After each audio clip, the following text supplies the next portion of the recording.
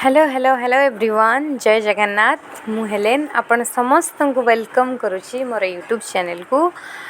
This is my first day on YouTube.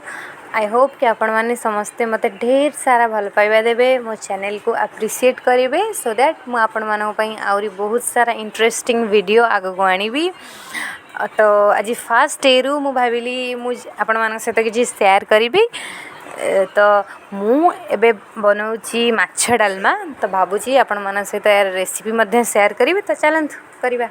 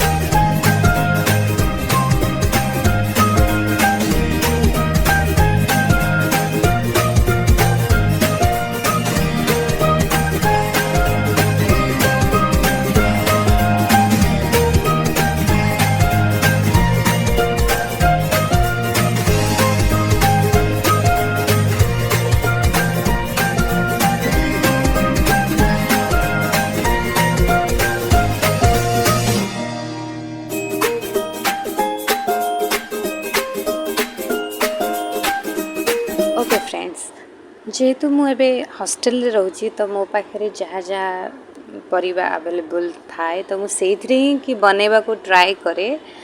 तो okay आपण भी एथुरु जानी परिबे जे केमिति हम एडजस्ट करि परिबा।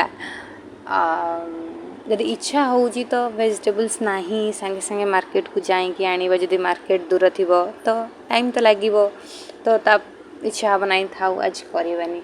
तो नहीं सेमती नहीं जहाँ भी अच्छी से केमी आम भलसे भी बनई पारिबा तो से भाया ही रेसिपी मु आपण मान सहित शेयर करी।